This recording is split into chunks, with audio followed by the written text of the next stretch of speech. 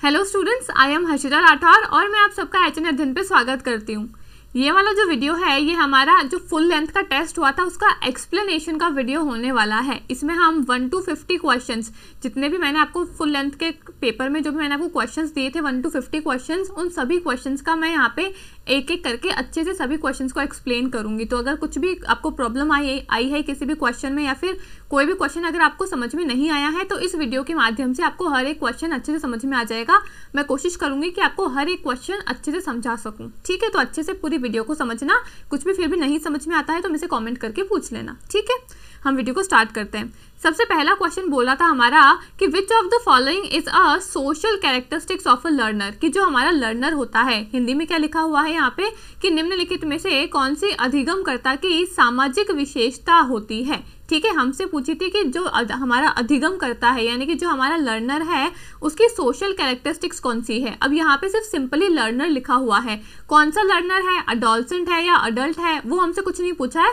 Simple यहाँ पे learner के बारे में पूछा है कि लर्नर की जो सामाजिक विशेषता है, सोशल कैरेक्टरिस्टिक्स है, वो कौन सी है, वो हमको बतानी है इन चारों में से। तो पहला ऑप्शन दिया है पावर ऑफ सेंसरी परसेप्शन, दूसरा दिया है थिंकिंग एबिलिटी, तीसरा दिया है पावर ऑफ सिंथेटिक इमेजिनेशन और फिर चौथा दिया है आपका ability to relate one self with others. ठीक है, हिंदी में क्या लिखे हुए हैं ऑप्शन। सबसे पहला ऑप्शन है आपका संवेदी प्रत्यक्षीकरण की शक्ति, फिर है चिंतन क्षमता, फिर है संश्लेषणात्मक कल्पना शक्ति और फिर दिया हुआ है आपका स्वयं को दूसरों के साथ संबंध करने की योग्यता। आपसे पूछा है सामाजिक विशेषता कौन सी है, तो आप देखोगे कि फर्स्ट वाली, सेकंड वाली और जो थर्ड वाली है ये तीनों आपकी सामाजिक नहीं है, ये आपकी कॉग्निटिव एबिलिटी है। ठीक है, लेकिन जो स्वयं को दूसरों के साथ में संबंध करने की योग्यता है यानी कि ability to relate one self with others, जब हम अपने आप को दूसरों से रिलेट करते हैं, संबंध बनाते हैं, तो वो हमारी क्या है, एक सामाजिक विशेषता होती है, वो हमारी सोशल कैरेक्टरिस्टिक्स के अंदर आता है। ठीक है, लेकिन यहाँ पे सेंसरी परसेप्शन है यानी कि हम हमारे सेंसेस का यूज करेंगे। तो सेंसेस का यूज कब करते हैं, हम कोई सामाजिक रिलेशन बनाते हैं, कोई सोशल रिलेशन बनाते हैं, तब हम सेंसेस का यूज नहीं करते हैं। ठीक है, लेकिन जब हमको कुछ पढ़ाई करनी है, कुछ दिमाग का काम करना है, तब हम सेंसेस का यूज ज्यादा करते हैं यानी कि सेंसरी परसेप्शन में हमारी कॉग्निटिव एबिलिटी का यूज हो रहा है। थिंकिंग एबिलिटी में हम कुछ सोच रहे हैं, कोई प्रॉब्लम का सोल्यूशन निकाल रहे हैं, तब भी हमारी कॉग्निटिव एबिलिटी लग रही है। और पावर ऑफ सिंथेटिक इमेजिनेशन, या ये भी हमारी कॉग्निटिव एबिलिटी का कैरेक्टरिस्टिक्स है, लेकिन जो फोर्थ वाला है ये हमारी सोशल कैरेक्टरिस्टिक्स है लर्नर की। ठीक है, ऑप्शन नंबर 4 इसका सही आंसर है। ठीक, सेकेंड क्वेश्चन बोला है which is the characteristics of formative evaluation, कि यहाँ पे आपसे पूछा है फॉर्मेटिव इवेल्युएशन यानी कि निर्माणात्मक मूल्यांकन की विशेषता कौन सी है, इन चारों में से वो आपको बताना है। मैंने आपको इवेल्युएशन के टाइप्स करवाए थे जब मैंने आपको टीचिंग एप्टीट्यूड की क्लासेस करवाई थी, उसमें से एक है आपका फॉर्मेटिव इवेल्युएशन। तो सबसे पहले दिया हुआ है आपका evaluation occurs at the terminal point, कि फॉर्मेटिव इवेल्युएशन में इवेल्युएशन जो है मूल्यांकन सत्रांत पर होता है यानी कि टर्मिनल पॉइंट पर होता है। फिर बी आपका ऑप्शन बोला है evaluation is used before program design. फिर सी बोला है evaluation relates to indicating learning outcome of teaching.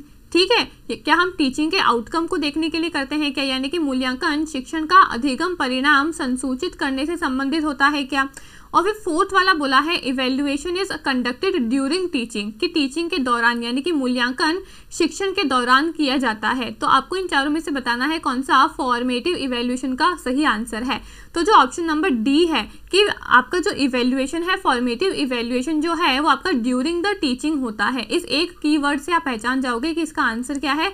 Option number D जो है वो इसका करेक्ट आंसर है। फॉर्मेटिव इवेल्युएशन क्या होता है, मेजरली 2 तरीके के इवेल्युएशन होते हैं, वैसे तो काफ़ी सारे होते हैं लेकिन अगर हम देखें मोटा मोटा तो हमारे पास में 2 तरीके के इवेल्युएशन निकल के आते हैं। एक होता है फॉर्मेटिव, एक होता है आपका समेटिव। समेटिव कब करते हैं हम, जब हमारा पूरा कोर्स कंप्लीट हो चुका है, जब हम कोर्स के एंड में करते हैं, वो होता है हमारा समेटिव इवेल्युएशन। लेकिन जब हम पढ़ाने के दौरान मैं आपसे पूछ रही हूँ, ठीक है, तो वो होता है आपका फॉर्मेटिव इवेल्युएशन। तो इसका सही आंसर होगा ऑप्शन नंबर डी। ठीक है, थर्ड क्वेश्चन पूछा है cone of experience related to teaching learning was suggested by, यानी कि आपको जो कोन ऑफ एक्सपीरियंस की जो थ्योरी है वो किसने दी है, जॉन डीवे ने, किलपैट्रिक ने, फ्रॉबेल ने या फिर एडगर डेल ने। तो इसका सही आंसर है ऑप्शन नंबर डी। ठीक है, एडगर डेल ने आपका कोन ऑफ एक्सपीरियंस दिया था, जिसको हम डेल का कोन ऑफ एक्सपीरियंस के नाम से भी जानते हैं। इन्होंने क्या बताया था, इन्होंने कहा था कि हमारे जितने ज़्यादा सेंसेस का यूज़ होगा उतने ही ज़्यादा चीज़ें हमको अच्छे से समझ में आएगी। अगर हमारी एक सेंस का यूज़ होता है तो हमको इसका मतलब चीज़ थोड़ी कम समझ में आएगी। अगर वहीं पे ही हमारी 2 से 3 सेंसेस का प्रयोग होता है किसी चीज़ को समझने में, तो फिर हमको चीज़ें जो है वो ज़्यादा अच्छे से और ज़्यादा जल्दी तरीके से समझ में आ जाएगी। ठीक है, तो जितना ज़्यादा सेंसेस का प्रयोग होगा किसी चीज़ को करने के लिए, वही चीज़ हमको उतनी ज़्यादा अच्छे से और जल्दी समझ में आ जाएगी। ठीक है, अब अगर एग्जांपल देके बताऊं तो अगर आप सिर्फ फ़ोन के अंदर PDF के थ्रू पढ़ाई कर रहे हो, ठीक है, सिर्फ आप PDF को रीड कर रहे हो, तो वहाँ पे आपके कम सेंसेस का यूज़ हो रहा है। आप क्या कर रहे हो, सिर्फ रीड कर रहे हो, तो आपको वो चीज़ धीरे धीरे समझ में आएगी, टाइम भी लगेगा और हो सकता है कि वो चीज़ आपको अच्छे से समझ में भी ना आए। ठीक है, लेकिन अगर उसी जगह आप है ना दूसरी तरफ अगर आप वीडियो देखोगे जहाँ पे टीचर आपको बोल के बता रही है, ठीक है, आपको किसी डायग्राम के थ्रू समझा रही है, तो उसमें क्या हो रहा है, आपकी आंखें जो है वो उस वीडियो को देख रही है, आपके कान जो है वो सुन रहे हैं, दिमाग जो है वो चल रहा है, वहाँ पे ज़्यादा सेंसेस का प्रयोग हो रहा है। लेकिन अगर आप सिर्फ PDF को पढ़ रहे हो, किताब को पढ़ रहे हो, वहाँ पे आपकी ना ही आपको वीडियो चल रही है, ना ही आपको कोई इमेजेस देखने को मिल रही है, तो आपके सेंसेस का कम यूज़ होगा। ठीक है, तो जहाँ पे कम सेंसेस का यूज़ होता है वहाँ पे आपको चीज़ें जो है उनको समझने में टाइम लगता है, लेकिन जहाँ पे ज़्यादा सेंसेस का यूज़ होता है वहाँ पे चीज़ें आपको इजीली अच्छे से समझ में आ जाती है। ठीक है, तो ये थी आपकी एडगर डेल की कोन ऑफ एक्सपीरियंस की थ्योरी। ठीक है, ऑप्शन क्वेश्चन 4 क्या बोला है आपसे, field of study which uses role playing, simulation and self evaluation as strategies for adult learner is known as, यानी कि वह अध्ययन क्षेत्र जिसमें प्रौढ़ अधिगम कार्यों हेतु रणनीतियों के रूप में भूमिका प्रदर्शन, अनुगमन और स्वमूल्यांकन का उपयोग किया जाता है, वह कौन सा कहलाएगा, वो आपसे बताना है। ठीक है, यहाँ पे आपसे पूछा है कि self evaluation, simulation, role playing, ये किसकी स्ट्रेटजीज होती है। क्या ये पेडागोजी के अंदर आ सकती है, एंड्रागोजी में आएगी, या फिर एंथ्रोपोलॉजी या फिर साइकोलॉजी के अंदर आएगी। तो ये आपकी एंड्रागोजी की कैरेक्टरिस्टिक्स है। ठीक है, पेडागोजी में तो बच्चा काफ़ी छोटा है, वो क्या साइमुलेशन करेगा, क्या खुद को अपने आप को ही सेल्फ है ना इवेल्युएट करेगा, वो कर ही नहीं सकता है, वो छोटा बच्चा है। लेकिन एंड्रागोजी में बच्चा जो है वो बड़ा हो चुका है। ठीक है, उसको समझ में आती है चीज़ें कि भाई उसके लिए क्या अच्छा है क्या बुरा है, वो खुद से चीज़ों को पढ़ सकता है, समझ सकता है, तो वो वहाँ पर साइमुलेशन का भी यूज़ कर सकता है, रोल प्लेइंग का भी यूज़ कर सकता है, और वो वहाँ पर सेल्फ इवेल्युएशन का भी यूज़ कर सकता है, यानी कि ये स्वयं मूल्यांकन का भी प्रयोग कर सकता है। तो ये ऑप्शन नंबर 20 का करेक्ट आंसर होगा। ठीक है, एंड्रागोजी इसका सही आंसर है। ठीक, नेक्स्ट क्वेश्चन बोला है which among the following is a non cognitive characteristics of a learner. अब आपसे पूछा है कि एक लर्नर की नॉन कॉग्निटिव एबिलिटी कौन सी है। ठीक है, अधिगमकर्ता की गैर संज्ञानात्मक विशेषता कॉन सी है, वो आपको बतानी है। पहला दिया हुआ है रिकॉलिंग, रिकॉल, आप किसी चीज़ को याद कर रहे हो तो वो कैसे याद करोगे, दिमाग लगा के, मेमोरी का यूज़ होगा, यानी कि कॉग्निटिव का यूज़ होगा। लेकिन यहाँ पे नॉन कॉग्निटिव पूछा है तो इसको एलिमिनेट कर दो। फिर आपका नेक्स्ट ऑप्शन दिया हुआ है प्रॉब्लम सॉल्विंग, प्रॉब्लम को सॉल्व करोगे, किसी समस्या का समाधान करोगे, उसमें भी दिमाग लगेगा। फिर दिया हुआ है आइडेंटिफाइंग इंपॉर्टेंट सेंसरी इनपुट्स। ठीक है, सेंसरी इनपुट्स का यूज़ करोगे तो जहाँ पे सेंसेस लगेंगे वहाँ भी आपका दिमाग लगेगा। लेकिन बिलीविंग व्हाट इज़ ट्रू, ठीक है, आपको विश्वास करना है किसी पे, तो विश्वास आप है ना किसी पे दिमाग लगा के नहीं करोगे, विश्वास आप अपने मन से करते हो। ठीक है, तो ये ऑप्शन जो है ये आपका नॉन कॉग्निटिव का एकदम सही परफेक्ट कैरेक्टरिस्टिक्स है।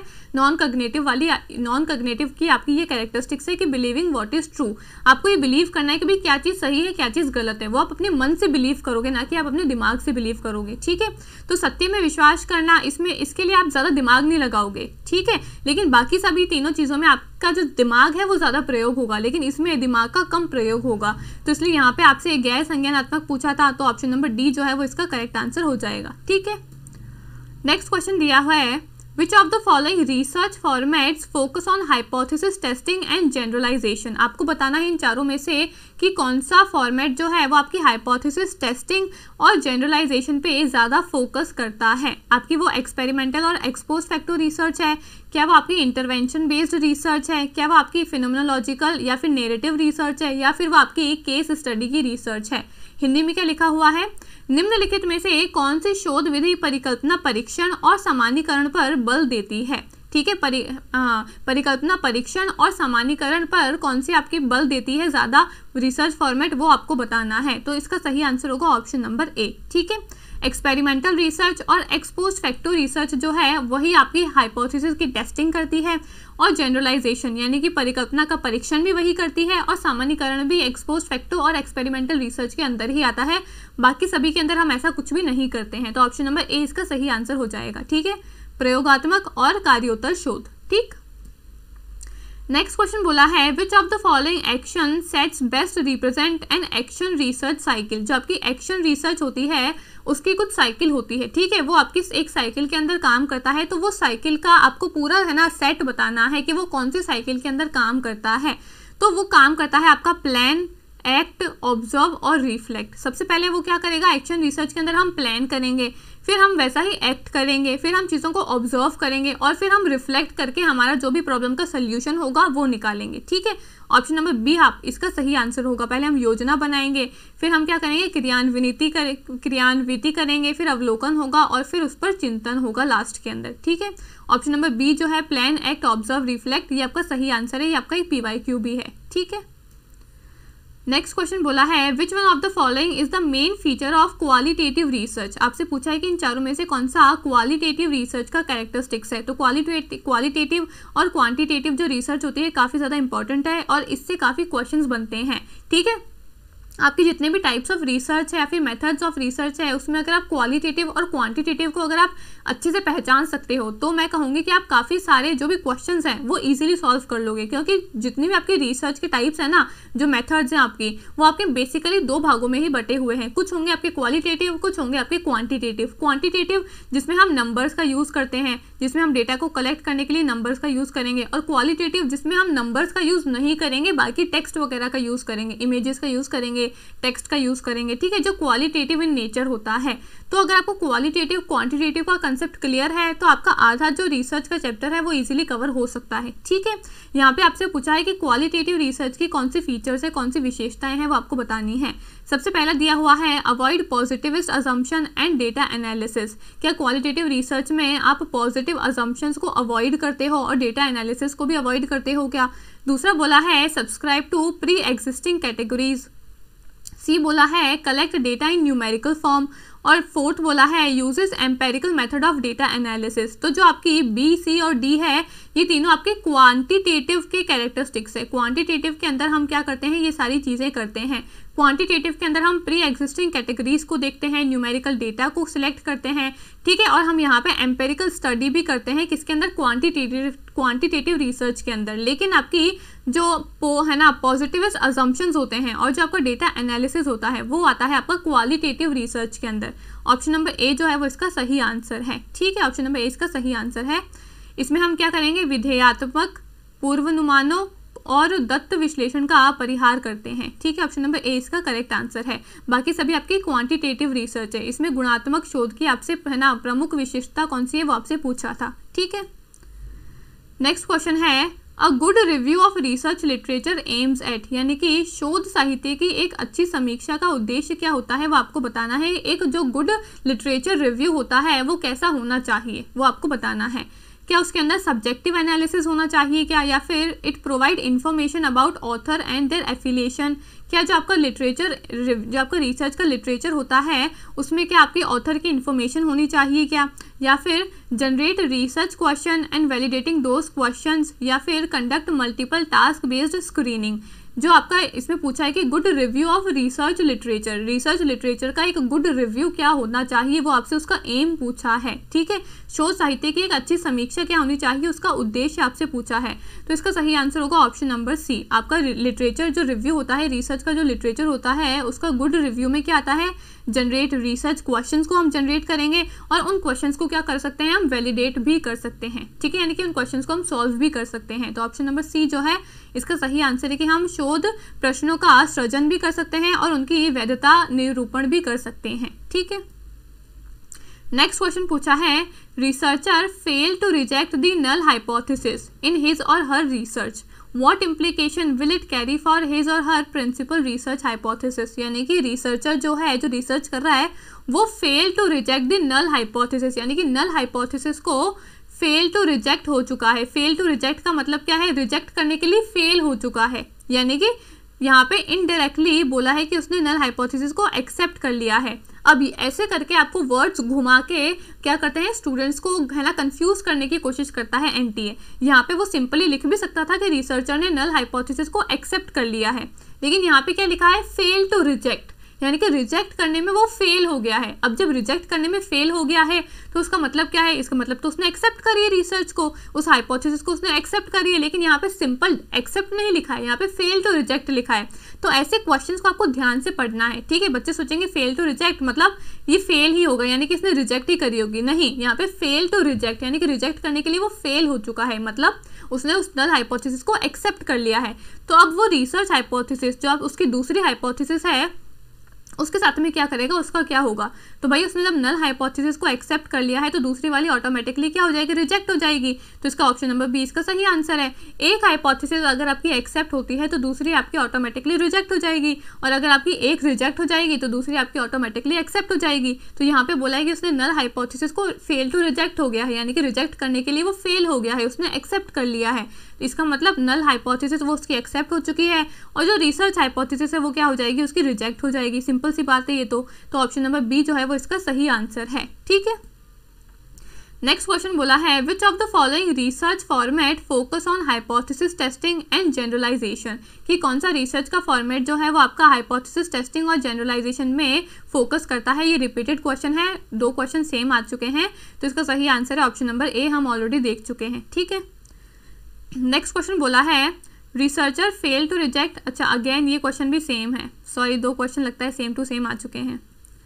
13 क्वेश्चन क्या बोला है, in a classroom content produced for a specific user will lead to, यानी कि personality development, content filtration, personalization या फिर जनरल एकेडमिक इंटीग्रेशन। हिंदी में क्या लिखा हुआ है, कक्षा में किसी विशिष्ट प्रयोक्ता के लिए तैयार की गई वस्तु का परिणाम क्या होगा, ठीक है। यानी कि क्लासरूम में content produce for a specific user, class में कोई कंटेंट बनाया है किसी एक स्पेसिफिक यूजर के लिए, एक स्पेसिफिक बच्चे के लिए बनाया गया है, तो उसको हम क्या बोलेंगे, personality development, content filtering, personalisation या फिर जनरल एकेडमिक इंटीग्रेशन। एक पर्सनलाइजेशन के लिए हुआ है वो, यानी कि क्लासरूम के अंदर एक स्पेसिफिक यूजर के लिए, एक प्रत्येक बच्चे के लिए बनाया गया है, तो यानी कि वो उस पर्सनल इंसान के लिए बनाया गया है, तो उसको हम पर्सनलाइजेशन के नाम से जानेंगे। ऑप्शन नंबर सी जो है वो इसका करेक्ट आंसर है, ठीक है।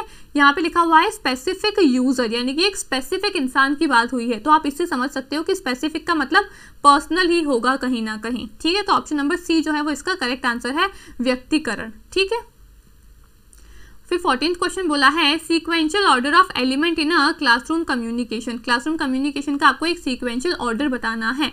सबसे पहले आएगा आपका अवेयरनेस, फिर आएगा आपका इंटरेस्ट, फिर होगा इवैल्यूएशन, और फिर होगी आपकी उस चीज़ के बारे में नॉलेज बनेगी। यानी कि सबसे पहले आपको किसी चीज़ के बारे में अवेयरनेस होगी, ठीक है। आप जानते हो कि भाई ठीक है ये चीज़ जो है वो दुनिया में प्रेजेंट है, यानी कि ऐसी चीज़ कुछ होती है, ये कुछ कंसेप्ट होता है, ठीक है। वो क्या होता है वो आपको नहीं पता है, लेकिन आपको पता है कि भाई ठीक है एक्स नाम का कोई कंसेप्ट इस दुनिया के अंदर है, लेकिन क्या है वो आपको नहीं पता है। तो यानी कि आपको उस चीज़ के बारे में अवेयरनेस है, ठीक है।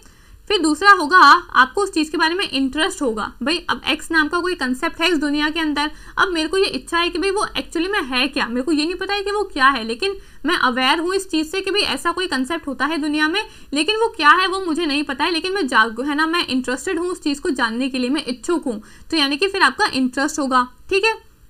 फिर आपका इवैल्यूएशन होगा, फिर आप क्या करोगे, मूल्यांकन करोगे, देखोगे भाई मेरे को कितना पता है कितना नहीं पता है, जानने की कोशिश करोगे, और फिर लास्ट में आपको उस चीज़ के बारे में नॉलेज मिलेगी, ठीक है। जिस चीज़ के बारे में आपको नहीं पता थी कि ये एक्स चीज़ क्या है, क्या होती है, उस चीज़ की आपको लास्ट में क्या मिलेगी, नॉलेज बन जाएगी, यानी कि फिर आपको संपूर्ण उस चीज़ का ज्ञान हो जाएगा।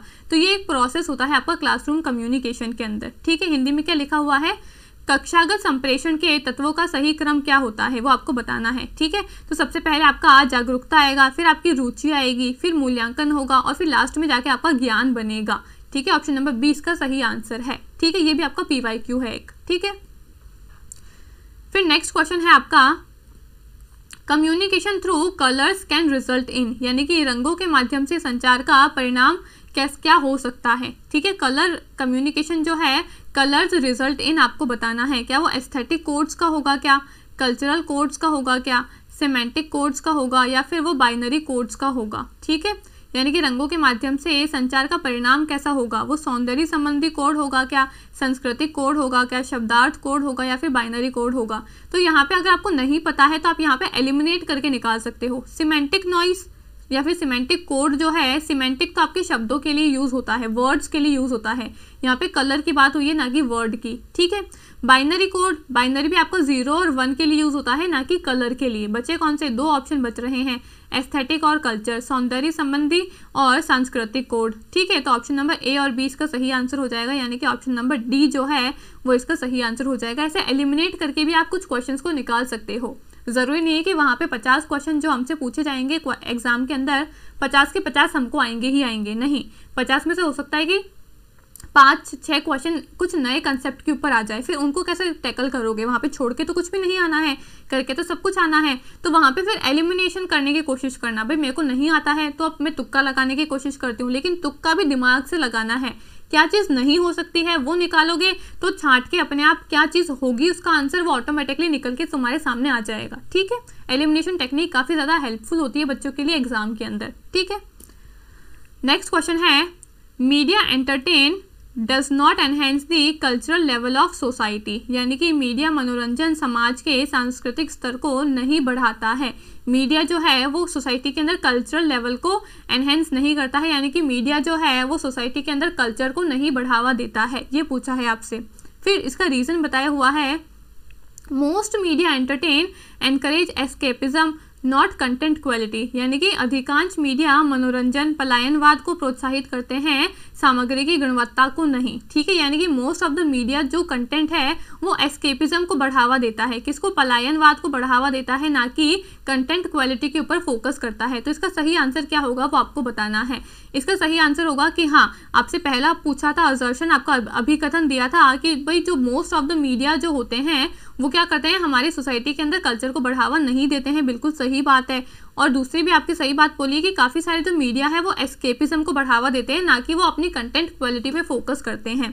दोनों बातें सही है और इनके बीच में जो रिलेशन है, ठीक है, वो भी एकदम सही है, यानी कि आपका असर्शन और रीजन के बीच में जो एक्सप्लेनेशन है वो भी एकदम करेक्ट है। क्यों करेक्ट है, आपका फर्स्ट में बोला है कि जो आपका मीडिया है वो सोसाइटी के अंदर कल्चर को बढ़ावा नहीं देता है। क्यों, क्योंकि ये एस्केपिज्म को बढ़ावा देता है। ठीक है, तो इसका जो एक्सप्लेनेशन है, दोनों के बीच में जो संबंध है वो भी एकदम सही है। तो ऑप्शन नंबर ए इसका सही आंसर हो जाएगा कि ए और आर दोनों ही सही है और ए की सही व्याख्या भी कर रहा है आर। ठीक है, 17th क्वेश्चन क्या बोला है, language of communication also constitute, कि लैंग्वेज ऑफ कम्युनिकेशन में क्या शामिल है, संचार की भाषा में क्या शामिल है वो आपको बताना है। रैंडम वर्ड दिया हुआ है, सोशल वर्ड, फिर दिया हुआ है डिवाइन वर्ड, या फिर अनसैंक्शनड वर्ड। आपका कम्युनिकेशन के अंदर कौन सी लैंग्वेज आ सकती है, तो कम्युनिकेशन के अंदर हम सोशल वर्ड का यूज़ करेंगे, यानी कि सामाजिक जगत का प्रयोग करेंगे। ठीक है, नेक्स्ट क्वेश्चन क्या बोला है, chain communication in which first sender sends a message to the first receiver followed by the first receiver acting as a second sender communicating it to the second receiver is the best describe as which of the following. ठीक है, यहाँ पे हिंदी में क्या दिया हुआ है, एक क्रम संचार जिसमें पहला प्रेषक पहले रिसीवर को संदेश भेजता है, फिर पहला रिसीवर दूसरे प्रेषक के रूप में कार्य करता है और दूसरे रिसीवर को संचारित करता है। इस प्रकार के संचार को निम्न नाम से जाना जाता है। कौन सा नाम है, ये पूरे प्रोसेस को हम क्या बोलेंगे, small group communication, person to person, या फिर टू वे कम्युनिकेशन, या फिर मास कम्युनिकेशन, वो आपको बताना है। अब क्वेश्चन में क्या लिखा हुआ है पहले इसको समझो कि भाई एक चेन कम्युनिकेशन हो रहा है जिसमें पहला जो सेंडर है, ठीक है, वो क्या कर रहा है, रिसीवर को आपका कुछ मैसेज भेज रहा है।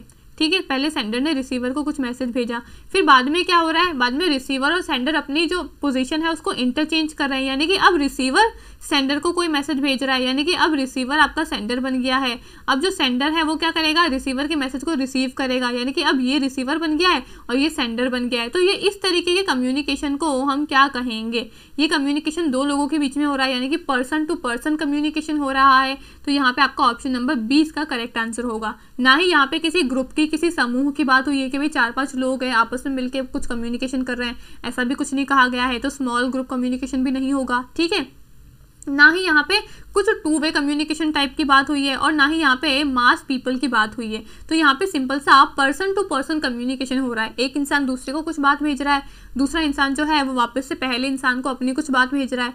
ठीक है, तो यहाँ पे पर्सन टू पर्सन लेवल पे कम्युनिकेशन हो रहा है, यानी कि व्यक्ति से व्यक्ति का संचार हो रहा है। ऑप्शन नंबर 20 का सही आंसर है। ठीक, नेक्स्ट क्वेश्चन बोला है university teacher makes a very effective expository presentation in his or her class without caring for its effect on the student.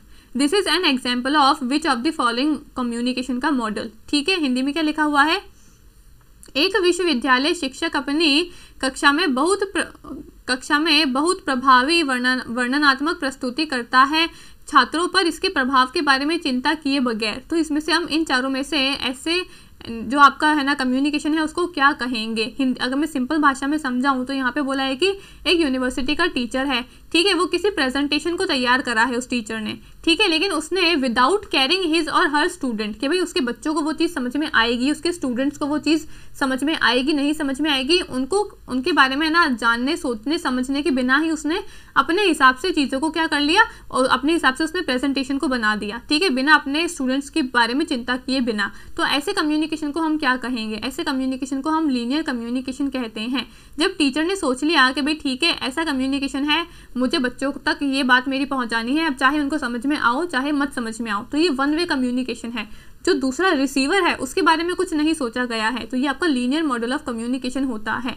ठीक है, ना ही ये इंटरेक्टिव होगा, ना ही ये ट्रांजैक्शनल होगा और अथॉरिटेरियन भी ये नहीं होगा, लेकिन ये लीनियर मॉडल ऑफ कम्युनिकेशन होगा। यहाँ पे वन वे की बात हो रही है, यहाँ पे स्टूडेंट अपना फीडबैक देंगे, समझ में आएगा नहीं समझ में आएगा वो नहीं बताया है, सिर्फ बताया कि टीचर ने अपनी प्रेजेंटेशन बना ली है, अब चाहे स्टूडेंट को समझ में आओ चाहे नहीं समझ में आओ, टीचर ने स्टूडेंट के बारे में कुछ भी चिंता कुछ भी है ना सोच विचार नहीं किया है। ठीक है, ऑप्शन नंबर ए इसका सही आंसर है, लीनियर कम्युनिकेशन का मॉडल यानी कि उग्र संप्रेषण प्रतिमान। ठीक है, नेक्स्ट क्वेश्चन बोला है फुल फॉर्म ऑफ समवय। समवय की क्या फुल फॉर्म है, ये आपका रीसेंट 2023 के अंदर हायर एजुकेशन का क्वेश्चन है।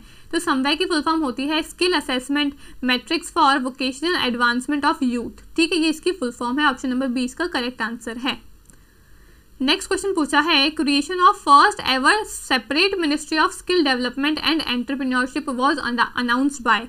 ठीक है, यानी कि हिंदी में लिखा है कि निम्नलिखित में से किसने कौशल विकास व उद्यमशीलता के लिए सर्वप्रथम एक पृथक मंत्रालय बनाने की घोषणा करी थी। किसने सबसे पहले separate ministry of skill development और एंटरप्रेन्योरशिप की एक सेपरेट मिनिस्ट्री चलाई थी? नरेंद्र मोदी जी ने, वाजपेयी जी ने, नरसिम्हा राव ने या फिर मनमोहन सिंह जी ने? तो इसका सही आंसर है option number A, Narendra Modi ji ने सबसे पहले एंटरप्रेन्योरशिप और स्किल डेवलपमेंट की एक सेपरेट मिनिस्ट्री को शुरू करा था, उसको अनाउंस करा था। ठीक है, नेक्स्ट क्वेश्चन आपका मैच द फॉलोइंग का क्वेश्चन है। आपको यहाँ पे कुछ सब्जेक्ट्स दिए हुए हैं और उनके एंशंट नाम क्या है, उनके प्राचीन नाम क्या है वो दिए हुए हैं, आपको मैच करना है। सबसे पहले दिया हुआ है आपका लॉजिक यानी कि तर्कशास्त्र, फिर है आपका इंटरप्रिटेशन यानी कि निर्वचन, फिर दिया हुआ है आपका एटिमोलॉजी यानी कि व्युत्पत्ति विज्ञान, और फिर है आपका रिचुअल यानी कि कर्मकांड। ठीक है, ये किससे मैच होगा वो आपको बताना है। तो जो लॉजिक है उसको हम अनविकसिकी कहते हैं। ठीक है, जो आपका तर्कशास्त्र है उसको हम अनविकसिकी कहते हैं। फिर जो आपका इंटरप्रिटेशन है उसको हम मीमांसा के नाम से जानते हैं, निर्वचन को हम मीमांसा के नाम से जानते हैं। तो ए का आपका क्या हो जाएगा, सेकंड हो जाएगा, और बी का आपका 4 हो जाएगा। ठीक है, ए का सेकंड हो जाएगा और बी का आपका 4 हो जाएगा, दोनों के अंदर ये चीज़ कॉमन है। ठीक है, इसको तो एलिमिनेट कर दो, सी वाला और डी वाला तो आपका एलिमिनेट हो जाएगा। फिर आपका जो सी है एटिमोलॉजी है, इसको हम निरुक्ता के नाम से जानते हैं, और जो आपका रिचुअल है इसको हम कल्पा के नाम से जानते हैं, यानी कि सी का 1 और डी का 3 जो है वो आपका ऑप्शन नंबर ए के अंदर आ रहा है। ऑप्शन नंबर ए जो है वो इसका करेक्ट आंसर हो जाएगा। ठीक है, ये भी आपका रिसेंट क्वेश्चन है 2023 का। ठीक, नेक्स्ट क्वेश्चन बोला है According to NEP 2020, India will promoted as a global study destination providing premium education at affordable cost, thereby helping to restore its role as economic power, विश्व गुरु, knowledge economy या फिर शिक्षा गुरु। हिंदी में क्या लिखा हुआ है, नई शिक्षा नीति 2020 के अनुसार भारत वहनीय लागतों पर प्रीमियम शिक्षा प्रदान करने वाले एक वैश्विक अध्ययन गंतव्य के रूप में समुन्नत होगा, जिससे उसको पुनर्प्रतिष्ठापन करने में सहायता प्राप्त होगी। ठीक है, यानी कि NEP 2020 के अकॉर्डिंग जो इंडिया क्या कर रहा है, अपनी एजुकेशन को एक प्रीमियम एजुकेशन बनाने की कोशिश कर रहा है और एक अफोर्डेबल कॉस्ट पे एक प्रीमियम एजुकेशन बनाने की कोशिश कर रहा है। क्यों कर रहा है? इकोनॉमिक पावर बनने के लिए, नॉलेज इकोनॉमी बनने के लिए, विश्व गुरु बनने के लिए, या फिर शिक्षा गुरु बनने के लिए। तो ये विश्व गुरु बनने के लिए इंडिया क्या कर रहा है, premium education with affordable cost का ट्राई कर रहा है। ठीक है, ऑप्शन नंबर सी जो है वो इसका सही आंसर है, विश्व गुरु। ठीक है, नेक्स्ट क्वेश्चन है, according to NEP 2020 all higher education institutions shall aim to become multidisciplinary institution and shall aim to have larger student enrollment by the year। यानी कि NEP 2020 के अकॉर्डिंग जितने भी आपके हायर एजुकेशन के इंस्टीट्यूशंस हैं उनको मल्टी डिसिप्लिनरी बना दिया जाएगा। मल्टी डिसिप्लिनरी का मतलब आपका एक सब्जेक्ट जो है वो आपके काफ़ी सारे सब्जेक्ट से जुड़ा हुआ होगा, मल्टीपल डिसिप्लिन उसके अंदर होंगे, एक सिंगल डिसिप्लिन नहीं होगा। किसी जो आपका साइंस वाला बच्चा है वो सिर्फ और सिर्फ साइंस ही पढ़ सकता है, नहीं। अगर बायोलॉजी का स्टूडेंट है, उसको अगर आपका हिस्ट्री के अंदर इंटरेस्ट है या फिर उसको पॉलिटिकल साइंस के अंदर इंटरेस्ट है, तो वो अपना एक सब्जेक्ट ऐसा भी चूज कर सकता है जिसके अंदर उसका खुद का इंटरेस्ट है। वो अपने सब्जेक्ट के अलावा भी किसी सब्जेक्ट को चूज कर सकता है और उसको पढ़ सकता है। तो मल्टीपल डिसिप्लिन का भी वहाँ पे आपका क्या होगा, एजुकेशन के अंदर है ना, समावेशन होगा। ठीक है, तो मल्टी डिसिप्लिनरी अप्रोच कब बनेगी और ज़्यादा एनरोलमेंट रेशियो कब तक बनेगा? NEP 2020 ने कोई साल बताया हुआ है, वो कौन सा साल है? वो है आपका 2040। NEP 2020 ने कहा है कि हम 2040 तक क्या करेंगे, मल्टी डिसिप्लिनरी इंस्टीट्यूशंस को बना लेंगे और स्टूडेंट का जो एनरोलमेंट रेशियो है वो भी हम ज़्यादा करने की कोशिश करेंगे। ठीक है, एनरोलमेंट रेशियो क्या है? एनरोलमेंट है कि भाई बच्चे कितना ज़्यादा एजुकेशन के अंदर एनरोल करते हैं अपने आप को, कितने सारे बच्चे जो हैं वो एजुकेशन लेते हैं। तो अभी तक देखा गया है कि काफ़ी सारे स्टूडेंट्स जो हैं वो एजुकेशन लेते ही नहीं हैं। ठीक है, स्कूल एजुकेशन में तो फिर भी चलो थोड़ा बहुत जो एनरोलमेंट रेशियो है हमारा वो ठीक है, लेकिन हायर एजुकेशन में तो एनरोलमेंट रेशियो हमारा बिल्कुल भी अच्छा नहीं है, बहुत ख़राब एनरोलमेंट रेशियो है। तो NEP 2020 ने दोनों स्कूल एजुकेशन और हायर एजुकेशन के लिए एक अच्छा एनरोलमेंट लेवल बनाने की कोशिश करी है। कहा है कि हम 2040 तक एक अच्छा एनरोलमेंट रेशियो को अचीव करेंगे। ठीक है, इन्होंने कहा है कि हम 2030 तक स्कूल एजुकेशन के लिए हम क्या करेंगे, पूरा 100% एनरोलमेंट रेशियो बनाएंगे। ठीक है, हम कोशिश करेंगे कि भाई 2030 तक हमारा जो है ना स्कूल एजुकेशन है उसमें हम 100% बच्चों को एनरोलमेंट दें, और हायर एजुकेशन के लिए कहा है कि हम 50% एनरोलमेंट रेशियो रखेंगे 2035 तक। ठीक है, तो ये सारी चीज़ें आपकी हायर एजुकेशन NEP 2020 से जुड़ी हुई है, आपको पता होनी चाहिए। ठीक है, ऑप्शन नंबर ए जो है वो इसका सही आंसर है। ठीक, नेक्स्ट क्वेश्चन बोला है, according to NEP 2020 the first vertical of higher education commission of India will be. यानी कि NEP 2020 ने अपने कुछ 4 वर्टिकल्स बताए हैं हायर एजुकेशन के लिए। इन्होंने कहा है कि अब जो हायर एजुकेशन है वो सिर्फ ये 4 बॉडीज ही मिलकर आपका पूरा हायर एजुकेशन को संभालेगी। तो इस क्वेश्चन में पूछा है कि जो हायर एजुकेशन के जो 4 वर्टिकल्स हैं उनमें से फर्स्ट वर्टिकल कौन सा है वो आपको बताना है। हिंदी में क्या लिखा हुआ है, नई शिक्षा नीति 2020 के अनुसार भारत के उच्चतर शिक्षा आयोग का प्रथम ऊर्ध्व स्वर कौन सा होगा वो आपको बताना है। ठीक है, पहला आपका वर्टिकल कौन सा है वो आपको बताना है। तो पहला वर्टिकल है आपका NHERC यानी कि नेशनल एजुकेशन रेगुलेटरी काउंसिल जो है वो आपका फर्स्ट वर्टिकल होगा। ये चारों ही आपके 4 वर्टिकल्स के नाम दिए हुए हैं। अब ये चारों कमीशन जो हैं वो आपकी हायर एजुकेशन को संभालेगी, ये कहा है NEP 2020 ने। ठीक है, अब हमारा नेक्स्ट क्वेश्चन जो है वो रीजनिंग का क्वेश्चन है। आपको इसमें कुछ नंबर्स दिए हुए हैं, कुछ आपको यहाँ पे वर्ड्स दिए हुए हैं और उनके नंबर्स दिए हुए हैं, और आपसे पूछा है कि ग्रैंड का क्या नंबर होगा। ठीक है, आपको वो मैच करना है इसके अकॉर्डिंग। तो इसमें आपको ज़्यादा कुछ ट्रिक लगाने की ज़रूरत नहीं है, बस यहाँ पे देख लो कि G का, R का, A, N और D, इनमें से देख लो कि इसमें G, R, A and D का क्या क्या नंबर दिया हुआ है, वही स्पेसिफिक नंबर इस पूरे ग्रैंड वर्ड का होगा और यही आपको फिर आंसर हो जाएगा। तो अगर आप देखोगे तो G का नंबर अगर आप देखोगे तो G का दिया हुआ है 1 दिया हुआ है। ठीक है, तो यानी कि G का 1 हो जाएगा, स्टार्टिंग 1 से होगी, यानी कि ऑप्शन नंबर B और ऑप्शन नंबर A जो है वो आप एलिमिनेट कर दो। बचे कौन से, ऑप्शन नंबर C और ऑप्शन नंबर D आपका बच रहा है। फिर देखोगे आप R जो है, R का नंबर इसमें 6 दिया हुआ है, यानी कि 6 आपका C वाले ऑप्शन में आ रहा है। तो बस C वाला ऑप्शन इसका सही आंसर हो जाएगा, इससे आगे हमको देखना भी नहीं है। आप चाहो तो आप सबको मैच करके भी देख लेना, ऑप्शन नंबर C ही इसका करेक्ट आंसर होगा। ठीक है, फिर नेक्स्ट क्वेश्चन हमसे पूछा है कि पहला सीरीज दी हुई है हमको B7K, दूसरा नंबर दिया हुआ है KB7। तो हमसे पूछा है कि अब इसका थर्ड पैटर्न क्या बन सकता है। ठीक है, तो हम ये अनुमान लगाएंगे कि भाई अगर हमारे पास में ऐसे लिखा हुआ है B7K, ठीक है, B7K दिया हुआ है, सेकंड बार में हमको KB7 दिया हुआ है। ठीक है, तो अब हम थर्ड बार क्या लगा सकते हैं कि भाई 7 जो है वो एक बार बीच में भी आ चुका है, एक बार वो थर्ड नंबर पे भी आ चुका है, लेकिन फर्स्ट नंबर पे अभी तक नहीं आया है, यानी कि हो सकता है कि इस बार वो 7 जो है वो फर्स्ट नंबर पे आ जाए, हम यही अनुमान लगा सकते हैं। ठीक है, तो इस बार 7 जो है वो फर्स्ट नंबर पे आ जाएगा। अब फर्स्ट नंबर पे यहाँ भी नहीं है और यहाँ भी नहीं है, तो दोनों को एलिमिनेट कर दो। फिर बी जो है वो आपका फर्स्ट नंबर पे भी आ चुका है और बीच में भी आ चुका है, यानी कि इस बार हो सकता है कि बी जो है वो थर्ड नंबर पे आए, और ऐसे ही के आपका थर्ड पे भी आ चुका है, फर्स्ट पे भी आ चुका है, तो हो सकता है इस बार के जो है वो आपका सेकंड नंबर पे आए, यानी कि 7KB।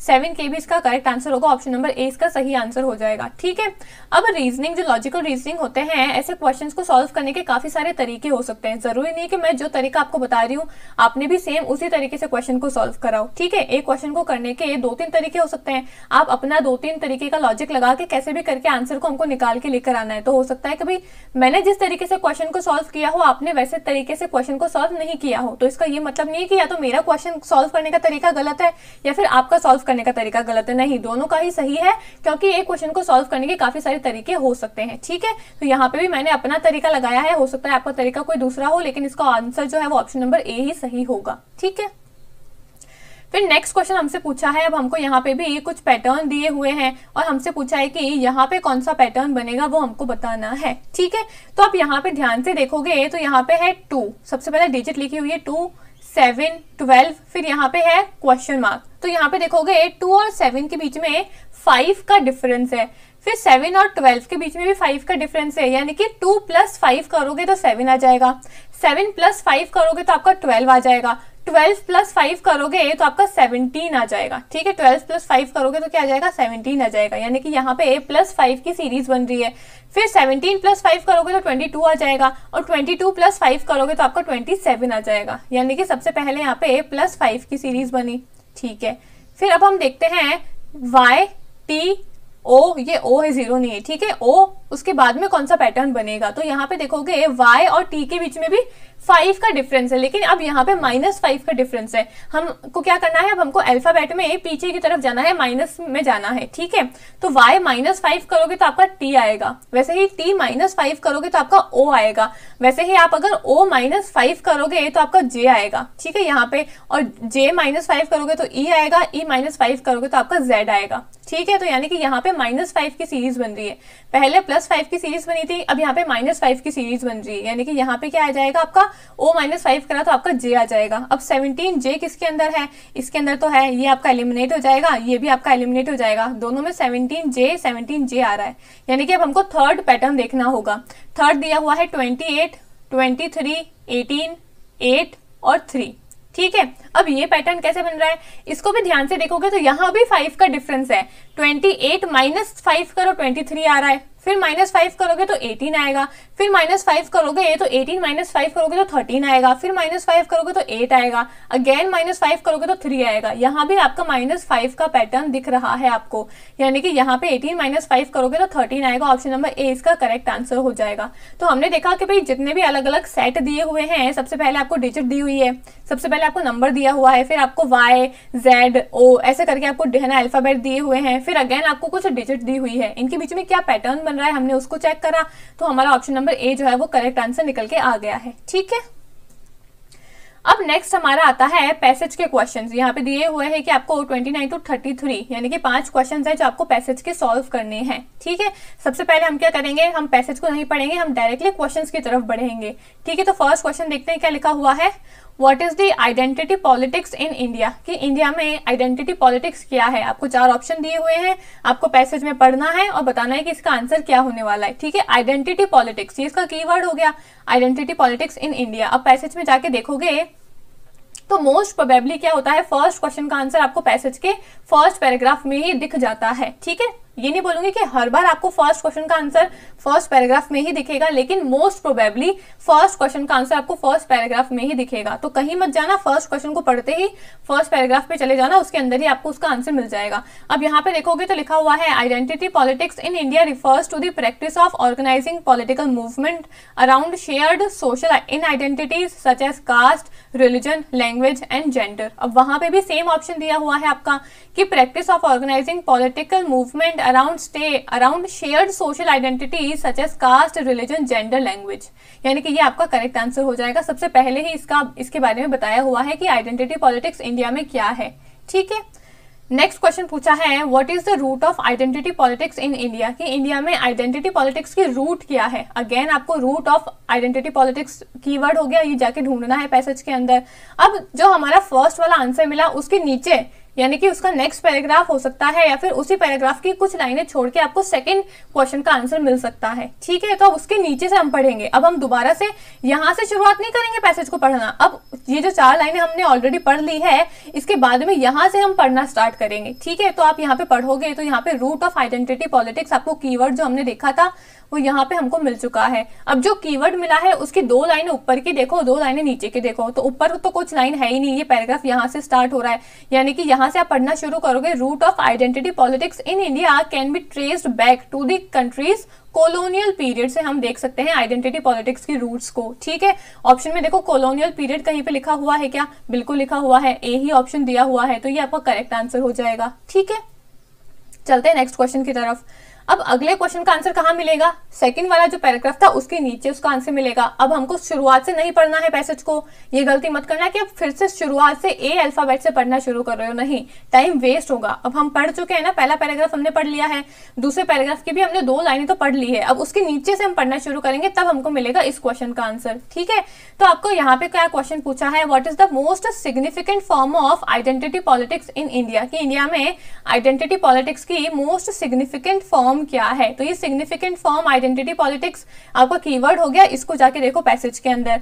अब पैसेज में जाओगे आप तो आपको यहाँ पे फर्स्ट पेज पे ही दिख रहा है, नेक्स्ट पैराग्राफ में most significant form of identity politics, जो हमने कीवर्ड देखा था वो हमको यहाँ पे मिल गया। Most significant form of identity politics in India is caste based politics. क्या है? कास्ट बेस्ड पॉलिटिक्स है हमारी most significant form of identity politics in India. तो कास्ट बेस्ड पॉलिटिक्स कहीं पे लिखा हुआ है क्या?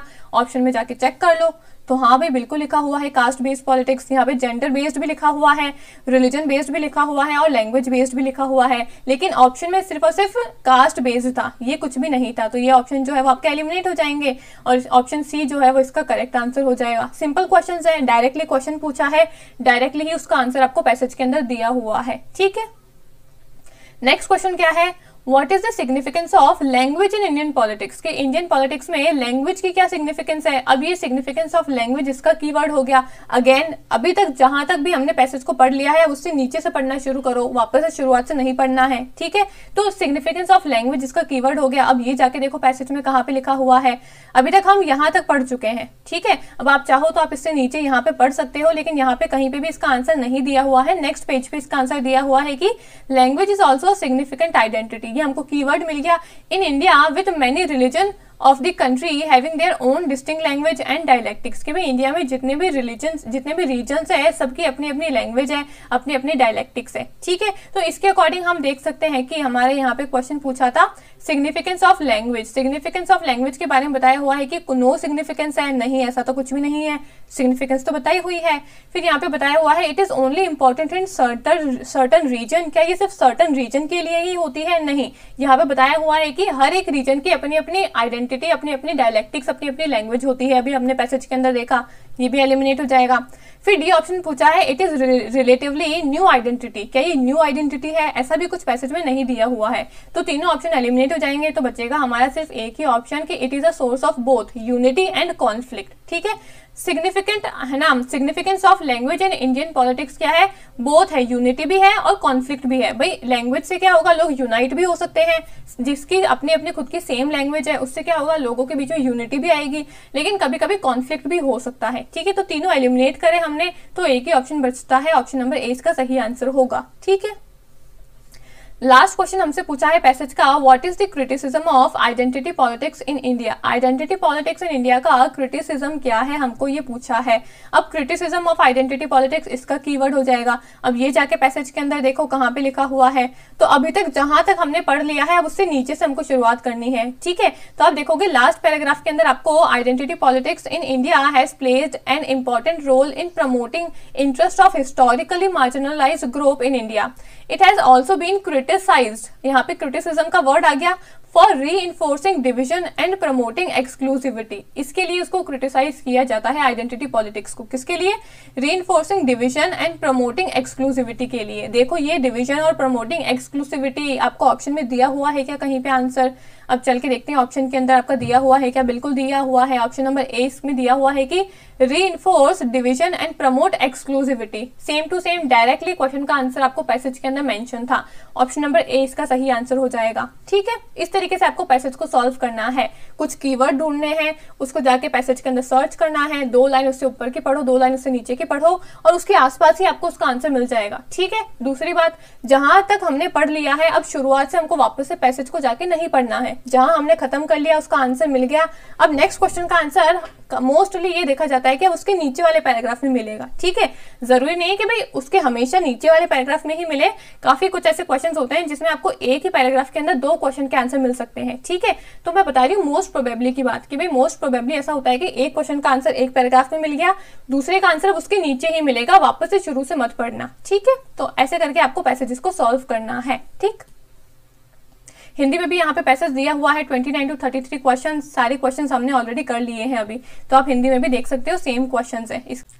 नेक्स्ट क्वेश्चन बोला है कि an unsolicited email message sent to many recipient at once is called as, यानी कि एक साथ कई प्राप्तियों को भेजे गए आयाचित ईमेल संदेश को क्या कहा जाता है। ठीक है हमने क्या करा है, हमने सिर्फ एक बार क्या करा है, जो हमने एक ईमेल भेजा है वो हमने सभी लोगों को सेम ईमेल भेज दिया है, यानी कि एक ही ईमेल हमने सभी लोगों को भेज दिया है, सभी रिसिप्टेंट्स को भेज दिया है। तो इसको हम क्या कहेंगे, वॉर्म कहेंगे, वायरस कहेंगे, स्पैम या फिर थ्रेट कहेंगे। तो इसको हम स्पैम कहते हैं। स्पैम क्या होता है, एक ही ईमेल आपके काफी सारे जनों को भेज दिया जाता है। ठीक है, आपने देखा होगा आपके ईमेल पे काफी सारे एडवर्टाइजमेंट के मैसेजेस आते हैं, तो वो सबको पर्सनली थोड़ी ना भेजते हैं, वो तो एक मैसेज सबको भेज देते हैं, तो वो आपका स्पैम कहलाता है। ठीक है, ऑप्शन नंबर 3 जो है वो इसका सही आंसर है, स्पैम कहलाता है। ठीक है, नेक्स्ट क्वेश्चन बोला है आपसे, a hacker usually use a proxy server why. एक हैकर जो है आमतौर पर प्रॉक्सी सर्वर का प्रयोग करता है, क्यों वो प्रॉक्सी सर्वर का प्रयोग करता है।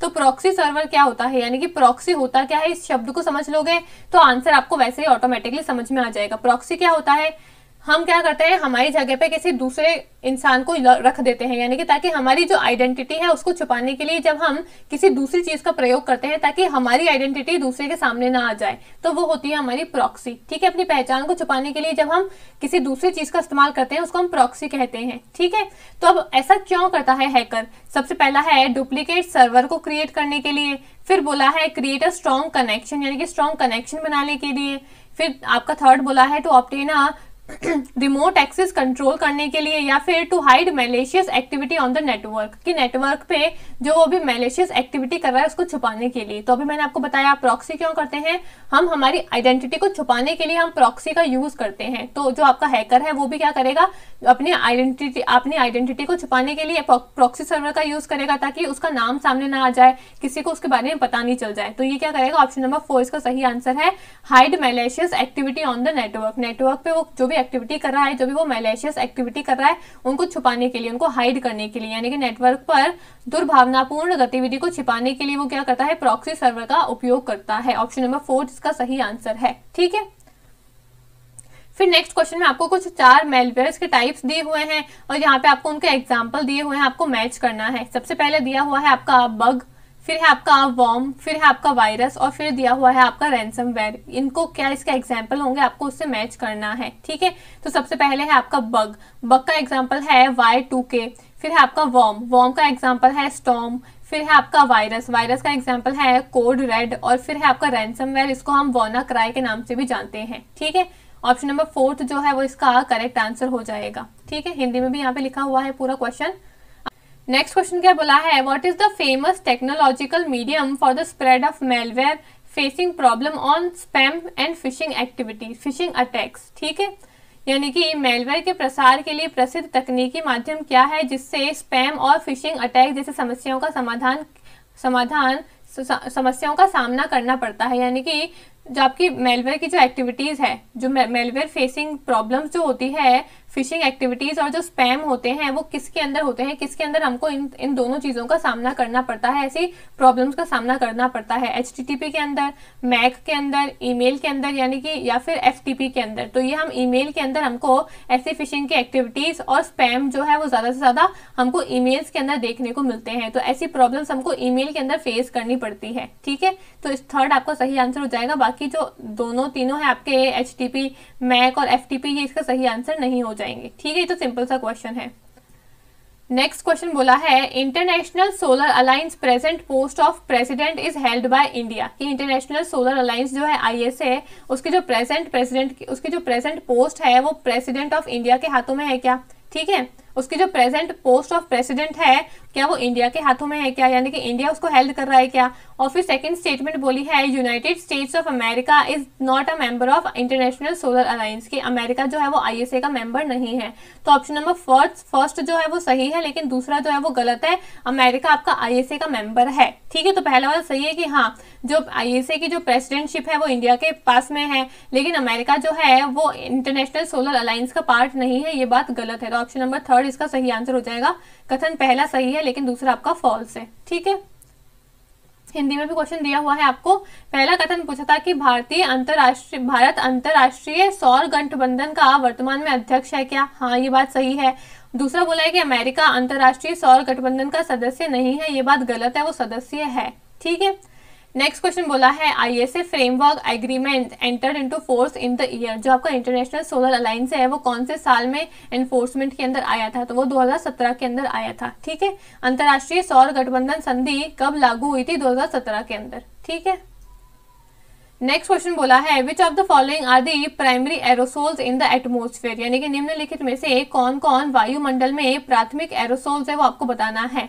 आपका फर्स्ट दिया हुआ है सी सॉल्ट, फिर है आपका ब्लैक कार्बन जिसको हम सूट के नाम से भी जानते हैं, फिर है आपका सल्फेट, फिर है आपका निट्रेट और फिर है आपका मिनरल पार्टिकल्स। ठीक है, तो जो आपका प्राइमरी एरोसोल्स होते हैं वो एक तो होते हैं आपके सी सॉल्ट, एक होते हैं आपके ब्लैक कार्बन्स और एक होते हैं आपके मिनरल पार्टिकल्स। लेकिन जो आपका सल्फेट और निट्रेट जो है ये आपका प्राइमरी एरोसोल्स नहीं होते हैं। ठीक है, तो ऑप्शन नंबर A, B और E इसका सही आंसर है, यानी कि थर्ड ऑप्शन इसका सही आंसर है। ठीक है, नेक्स्ट क्वेश्चन बोला है carbon monoxide and air pollutant when inhaled readily bind with the haemoglobin in the blood stream to form a life threatening compound known as. कि जब आपका कार्बन मोनोऑक्साइड जो है वो जब आपका हीमोग्लोबिन के साथ में मिल जाता है तो वो एक थ्रेटनिंग कंपाउंड बना लेता है। ठीक है, तो उसको हम क्या बोलते हैं? वो खतरनाक बन जाता है। जब कार्बन मोनोऑक्साइड जो है वो जब हीमोग्लोबिन के साथ में मिक्स हो जाता है तो वो खतरनाक बन जाता है। तो उसको हम क्या कहते हैं? उसको हम कार्बोक्सी हीमोग्लोबिन के नाम से जानते हैं। ऑप्शन नंबर 4 इसका सही आंसर है। मैंने यूट्यूब पे क्लास ली थी, उसके अंदर भी इस क्वेश्चन को मैंने अच्छे से समझाया था। ठीक है, नेक्स्ट क्वेश्चन बोला है if the proposition no mammal are aquatic animal is given as true then which of the following proposition can be inferred directly. ठीक है, अभी आपका स्क्वायर ऑफ ऑपोजिशन का क्वेश्चन है। स्क्वायर ऑफ ऑपोजिशन बना लो, यहाँ पे A, यहाँ पे E, यहाँ पे I और यहाँ पे O। ठीक है, और इसको कर दो बीच में क्रॉस। आपसे पूछा है कि no mammal are aquatic animals, यानी कि नो किसके अंदर आता है? ई के अंदर आता है। ये आपकी ई टाइप की स्टेटमेंट है। ये आपको दी हुई है कि ये वाली स्टेटमेंट अगर आपकी ट्रू होगी तो इन चारों में से हम किसका अनुमान लगा सकते हैं, वो आपसे पूछा है। तो अगर ये वाली स्टेटमेंट आपकी ट्रू होगी तो क्या होगा? Some mammals are not aquatic animal, यानी कि सम नॉट के साथ में कुछ संबंध हो सकता है। ये है आपका ऑल, ये है आपका ऑल नॉट, ये है आपका सम और ये है आपका सम नॉट। तो यहाँ पे आपका रूल है कि अगर आपकी ये ऊपर वाली स्टेटमेंट सही होती है तो आपका जो ओ है वो भी आपका ट्रू होता ही होता है। तो इसका संबंध डायरेक्टली किसके साथ में हो रहा है? ओ के साथ में इसका संबंध हो रहा है। ठीक है, तो इसलिए सम नॉट वाला यानी कि ओ टाइप की स्टेटमेंट से हम क्या लगा सकते हैं? इसका अनुमान हम लगा सकते हैं कि इन दोनों के बीच में कुछ संबंध है। ठीक है, तो ऑप्शन नंबर A जो है वो इसका करेक्ट आंसर है। ऐसे क्वेश्चन को सॉल्व करने के लिए आपको स्क्वायर ऑफ ऑपोजिशन के जो भी रूल्स है वो पता होने चाहिए। यहाँ पे नेक्स्ट क्वेश्चन आपसे फैलेसी का पूछा गया है कि which informal fallacy is committed in the following argument. Fallacy जो है काफी इंपॉर्टेंट टॉपिक है लॉजिकल रीजनिंग में। हर बार आपको एक क्वेश्चन यानी कि 2 नंबर ये फैलेसी का टॉपिक आपको हर बार फ्री के अंदर देके चला जाता है। कुछ गिनी चुनी फैलेसी है, बहुत इंपॉर्टेंट है और वही फैलेसी आपसे पूछी जाती है एग्जाम के अंदर भी। इस बार भी देख लेना, एक क्वेश्चन आपसे फैलेसी का पक्का आएगा ही आएगा लॉजिकल रीजनिंग में। तो फैलेसी का क्वेश्चन, फैलेसी का जो टॉपिक है वो बहुत अच्छे से प्रिपेयर करके चले जाना। ठीक है, अब आपसे इसमें पूछा है कि quality of higher education in our country has been declining for the years, therefore we can conclude beyond doubt that university teacher are not doing their job these days. ठीक है, कहा गया है कि आजकल हायर एजुकेशन की quality जो है वो धीरे धीरे डिक्लाइन हो रही है, यानी कि हायर एजुकेशन की क्वालिटीज क्या हो रही है, धीरे धीरे डिक्लाइन हो रही है, उसकी गुणवत्ता जो है वो धीरे धीरे गिर रही है। ठीक है, तो इससे हम ये कंक्लूड कर सकते हैं, इसलिए हम निसंदेह रूप से निष्कर्ष निकाल सकते हैं कि विश्वविद्यालय के शिक्षक इन दिनों अपना काम सही से नहीं कर रहे हैं। ठीक है, इसलिए उनकी जो हायर एजुकेशन की जो क्वालिटी है वो आजकल डिक्लाइन हो रही है। तो ये कौन सी फैलेसी है, क्या ये फॉल्स कॉज है, हेस्टी जनरलाइजेशन है, स्ट्रॉमैन है, या फिर ये स्लिपरी स्लोप है? तो ना ही इसमें स्लिपरी स्लोप जैसी कुछ बात हो रही है, ना ही इसमें स्ट्रॉमैन की कुछ बात हो रही है। अब बच्चे कंफ्यूज होंगे तो इन दोनों के अंदर कि ये फॉल्स कॉज है या फिर ये हेस्टी जनरलाइजेशन है। अब यहाँ पे जनरलाइजेशन की फैलेसी तो नहीं है। जनरलाइजेशन की फैलेसी कब होती है, जब हमको कुछ बात बताई हुई होती है और हम उससे क्या करते हैं, कुछ सामान्यीकरण करते हैं। ठीक है, यहाँ पे हम कोई सामान्यीकरण नहीं कर रहे हैं, बल्कि यहाँ पे हम कारण बता रहे हैं। क्या कारण बता रहे हैं कि भाई हायर एजुकेशन की क्वालिटी जो है वो आजकल धीरे धीरे गिर रही है। क्यों गिर रही है, क्योंकि टीचर जो है वो लगता है आजकल अच्छे से अपना काम नहीं कर रहे हैं। तो यहाँ पे हम कारण बता रहे हैं। तो यहाँ पे जो कारण हमने दिया है कि हायर एजुकेशन की जो क्वालिटी है वो गिर रही है, वो क्यों गिर रही है, उसका जो कारण हमने दिया है वो सही नहीं है। ठीक है, वो कारण आपका गलत है, तो इसलिए ये फॉल्स कॉज की फैलेसी हो जाएगी आपकी। ऑप्शन नंबर ए इसका सही आंसर होगा, ना कि हेस्टी जनरलाइजेशन। ठीक है, इन दोनों में कंफ्यूज मत होना। काफी सारी फैलेसीज है जो आपको सेम टू सेम ही देखने को मिलेंगी, लेकिन बेसिक कुछ इंपॉर्टेंट बेसिक डिफरेंस होता है हर एक फैलेसी के अंदर, वो आपको पता होना चाहिए। ठीक है, ऑप्शन नंबर ए जो है मिथ्याकरण की फैलेसी इसके अंदर हो रही है। ठीक है, नेक्स्ट क्वेश्चन बोला है which of the following statement are contrary to each other. कौन सी स्टेटमेंट जो है वो एक दूसरे के कॉन्ट्ररी है, यानी कि कौन सा कथन एक दूसरे के विपरीत है, वो आपको बताना है। अगेन स्क्वायर ऑफ ऑपोजिशन बनाओ। अगर एक टॉपिक आपको स्क्वायर ऑफ ऑपोजिशन का समझ में आ जाता है तो इससे काफी सारे क्वेश्चन जो है वो आपके इजीली बनने लगते हैं। ठीक है, और देखा गया है कि स्क्वायर ऑफ ऑपोजिशन से भी 2 क्वेश्चन तो मिनिमम आते ही हैं, यानी कि 3 क्वेश्चन आपके फिक्स हैं, एक फैलेसी का और 2 आपके स्क्वायर ऑफ ऑपोजिशन के, यानी कि 3 क्वेश्चन, यानी कि 6 नंबर आप इजीली ला सकते हो लॉजिकल रीजनिंग में। ठीक है, अब आपको यहाँ पे बोला है कि कौन सी स्टेटमेंट इसमें से एक कॉन्ट्ररी है वो आपको बतानी है। आप ऑप्शन मत भी पढ़ो तो भी आप देख के बता दोगे। कॉन्ट्ररी का जो रिलेशनशिप है वो ए और ई के बीच में होता है। ए कौन सी होती है, ये आपकी ऑल टाइप की स्टेटमेंट होती है। ई कौन सी होती है, ये ऑल नॉट टाइप की स्टेटमेंट होती है। अब ऑल और ऑल नॉट किसके अंदर, ऑल और ऑल नॉट किसके अंदर बताया हुआ है उसको देख लो। सबसे पहला है ऑल बताया हुआ है ए किसके अंदर, ऑल नॉट बताया हुआ है डी के अंदर, यानी कि ए और डी इसका सही आंसर है। ए और डी बी के अंदर है, ये इसका सही आंसर है। बस कुछ नहीं करना है। कॉन्ट्ररी का रिलेशनशिप किसके बीच में बन रहा है, इन दोनों के बीच में बनता है और किसी के बीच में नहीं बनता है। ये दोनों आपके जो होते हैं साइड वाले, इनको हम सब ऑल्टरनेशन के नाम से जानते हैं। ऊपर वाला होता है आपका कॉन्ट्ररी, नीचे वाला जो आपका आई और ओ है ये होता है आपका सब कॉन्ट्ररी, और जो क्रॉस है वो होते हैं आपके कॉन्ट्राडिक्शन। ठीक है, कॉन्ट्राडिक्टरी भी बोलते हैं इसको। तो आप कॉन्ट्ररी जो है वो ए और ई के बीच में हो रहा है, तो ऑप्शन नंबर बी जो है ए और डी वो इसका सही आंसर है। ठीक है, अब ऑप्शंस में क्या लिखा है वो नहीं भी पढ़ोगे तो भी सिर्फ आपको रूल से ही समझ में आ जाएगा कि भाई क्या कॉन्ट्ररी है। ठीक है, नेक्स्ट क्वेश्चन बोला है इफ द स्टेटमेंट लिखी हुई है no philosophers are industrialist is given as true, then which of the statement can be immediately inferred from it to be true. अगर आपकी नो फिलोसोफर्स आर इंडस्ट्रियलिस्ट, अगर ये वाला कथन आपका सही है तो कौन सा कथन इसमें से इन चारों में से वापस से सही हो सकता है वो आपसे पूछा है। तो अगेन आप डायग्राम बना लो स्क्वायर ऑफ ऑपोजिशन का। ये डायग्राम बना दिया, यहाँ पे लिख दो ए, यहाँ पे लिख दो ई, यहाँ पे लिख दो आई, यहाँ पे लिख दो ओ। ठीक है, अब आपसे पूछा है कि no philosophers are industrialist, no यानी कि ई टाइप की स्टेटमेंट अगर ये वाली आपकी सही है, ट्रू है, तो कौन सी स्टेटमेंट जो है वो ट्रू होगी। अभी मैंने आपको बताया था कि अगर ई वाली स्टेटमेंट ट्रू होती है तो ओ वाली स्टेटमेंट को ट्रू होना ही पड़ता है। ये कहती है कि भाई अगर ई वाली स्टेटमेंट ट्रू है तो ओ वाली स्टेटमेंट ट्रू होगी ही होगी। ठीक है, तो अगर ऑल नॉट की स्टेटमेंट ट्रू है तो सम नॉट वाली भी ट्रू होगी ही होगी। तो सम नॉट किसके अंदर है, सम नॉट है सिर्फ एक वाले ऑप्शन के अंदर कि भाई सम फिलोसोफर्स आर नॉट इंडस्ट्रियलिस्ट। ठीक है, ये वाली आपकी नो की स्टेटमेंट है, नो होगी ही नहीं।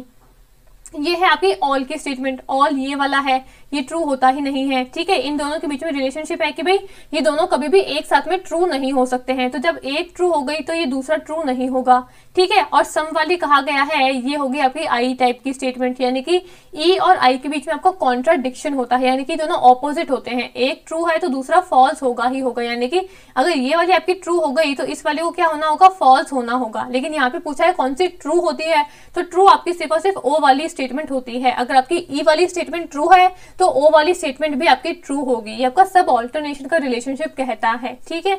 ऑप्शन नंबर डी जो है वो आपका सही आंसर है कि सम फिलोसोफर्स आर नॉट इंडस्ट्रियलिस्ट, ये भी आपका ट्रू होगा, ठीक है।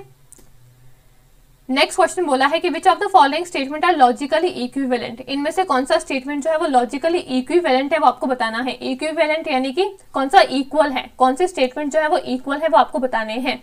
अब ऑप्शन में आपको तीन तीन दिए हुए हैं, यानी कि कौन से तीन स्टेटमेंट जो है वो एक जैसे हैं, एक जैसे दिखेंगे आपको, वो आपको चूज करना है। पहला दिया हुआ है नो फिलोसोफर्स आर इंडस्ट्रियलिस्ट, ठीक है, कौन सी स्टेटमेंट है ये आपकी नो टाइप की स्टेटमेंट है, यानी कि ये ई टाइप की स्टेटमेंट है। फिर दूसरा दिया हुआ है नो इंडस्ट्रियलिस्ट आर फिलोसोफर्स, ये भी आपकी कौन सी टाइप की स्टेटमेंट है, आपकी ई टाइप की स्टेटमेंट है। फिर आपका थर्ड दिया हुआ है all non industrialist are non philosophers, अब दो नॉन आ गए तो इन दोनों को कट कर दो, यानी कि अब दोनों नॉन जो है आपके कट हो गए, तो क्या बचा, ऑल इंडस्ट्रियलिस्ट आर फिलोसोफर, यानी कि ये कौन सी है, ये आपकी ए टाइप की स्टेटमेंट है। ऑल की बात कौन करता है, ए करता है। और फिर है आपका all philosophers are non industrialist, यानी कि यहाँ भी आपकी ऑल नॉट की बात हो रही है, यानी कि यहाँ भी आपकी ई टाइप की स्टेटमेंट की बात हो रही है। अब आप देखोगे कि आंसर में तीन ऑप्शन दिए हुए हैं और हमारे भी तीनों ऑप्शन सेम आ चुके हैं, ऑप्शन नंबर 1, ऑप्शन नंबर 2 और 4, यानी कि 1, 2 और 4, ऑप्शन नंबर 20 का सही आंसर है, ठीक है। बस थर्ड वाले को एलिमिनेट कर दो, क्यों, क्योंकि ये ए टाइप की स्टेटमेंट है। अब इसको एलिमिनेट क्यों करा, यहाँ पे आपका 2 बार नॉन आ रहा था, ठीक है, 2 बार नॉन आ रहा है तो दोनों को क्या कर दो, कैंसिल आउट कर दो। दोनों को अगर कट कर दोगे, कैंसिल आउट कर दोगे तो क्या बचेगा, all industrialist are philosopher, all वाली टाइप की स्टेटमेंट हो जाएगी और ये आपकी ए टाइप की स्टेटमेंट होती है, ना कि ई टाइप की स्टेटमेंट। लेकिन हमको बताना था लॉजिकली इक्विवेलेंट, इक्विवेलेंट यानी कि सारे कथन क्या होने चाहिए, इक्वल यानी कि सेम होने चाहिए, लेकिन ये तो आपकी ए टाइप की स्टेटमेंट है, लेकिन ये तीनों जो है ये आपके सेम टू सेम आ रहे हैं, ये ई टाइप की स्टेटमेंट है, ऑल नॉट की बात कर रहे हैं, इसलिए ऑप्शन नंबर बी जो है वो इसका सही आंसर है, ठीक है। तो इक्विवेलेंट वाले क्वेश्चन में आपको क्या करना होता है, आपको देखना है कि भाई जितने भी आपके जो भी कथन दिए हुए हैं, जो भी स्टेटमेंट दिए हुए हैं, वो सभी आपके एक जैसे होने चाहिए, या तो ए टाइप के होंगे या फिर ई टाइप के होंगे या फिर आई होंगे या फिर ओ टाइप के होंगे, बस सारे स्टेटमेंट जो है वो सभी एक टाइप के होने चाहिए, ठीक है। इन चारों में से कोई से भी एक टाइप के अगर आपके सभी कथन हो जाएंगे तो फिर वो आपका इक्विवेलेंट हो जाएगा, ठीक है। एक भी अगर अलग निकलता है तो उसको ऑड एंड आउट करो तो आंसर निकल के आ जाएगा। जैसे यहाँ पे एक जो है वो अलग आ रहा था, ऑप्शन नंबर 3, तो इसको एलिमिनेट भी करोगे तो सारे ऑप्शन आपके कट हो जाएंगे, बस एक ही ऑप्शन आपका बचेगा सेकंड वाला, ठीक है। तो ये था आपका सेकंड वाला ऑप्शन नंबर 20 का सही आंसर, ठीक। अब नेक्स्ट क्वेश्चन है हमारा डीआई का क्वेश्चन है, आपको टेबल दी हुई है, इसको आपको पढ़ना है। यहाँ पे आपको कुछ ईयर्स दिए हुए हैं 2018 से 2022 तक, और आपको यहाँ पे 2 टाउन दिए हुए हैं, टाउन एक्स और टाउन वाई। इसके अंदर आपको मेल्स का नंबर अलग से दिया हुआ है, फीमेल्स का अलग से दिया हुआ है। ऐसे ही टाउन वाई में मेल्स अलग है और फीमेल्स अलग है, ठीक है। इनका टोटल आपको नंबर दिया हुआ है, ठीक है। यहाँ पे भी यही लिखा हुआ है कि following table shows the number of mails and females in 1000। वो जो नंबर दिए हुए हैं आपको, ये नंबर आपके थाउजेंड्स के अंदर दिए हुए हैं, ठीक है। In the town X and Y, 2 town दिए हुए हैं ड्यूरिंग द ईयर 2018 से लेकर 2022 तक। तो आपको फर्स्ट टू 5 क्वेश्चन जो है, यानी कि 47 to 50 क्वेश्चन जो है, 5 क्वेश्चन आपको इनके मिला के सॉल्व करने हैं, ठीक है।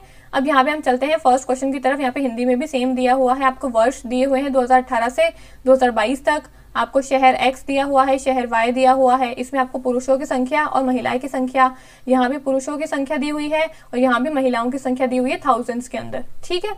अब हमारा फर्स्ट क्वेश्चन क्या है, फर्स्ट क्वेश्चन पूछा है in which of the following pairs of years difference in the number of males and females is maximum from the town Y and minimum for town X। यानी कि हिंदी में क्या लिखा हुआ है, निम्नलिखित किन 2 वर्षों में पुरुषों और महिलाओं की संख्या का अंतर क्रमशः शहर Y के लिए अधिकतम और शहर X के लिए न्यूनतम है।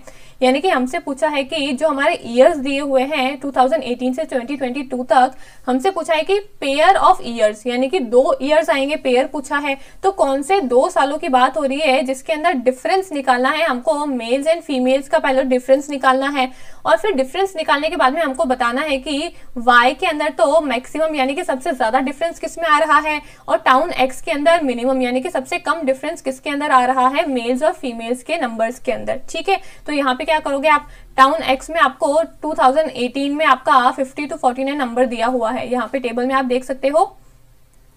टाउन x में आपको 50 और 49 का डिफरेंस निकालना है, डिफरेंस यानी कि माइनस करेंगे, इन दोनों को माइनस कर लेना, फिर 2019 का डिफरेंस निकाल लो, ऐसे ही 2022 तक सबको माइनस करके टाउन x का डिफरेंस निकाल लो, और ऐसे ही टाउन y का डिफरेंस निकाल लो, इन दोनों को माइनस कर लो, इन दोनों को माइनस कर लो, यानी कि मेल्स और फीमेल्स को माइनस करना है, उनका डिफरेंस निकालना है।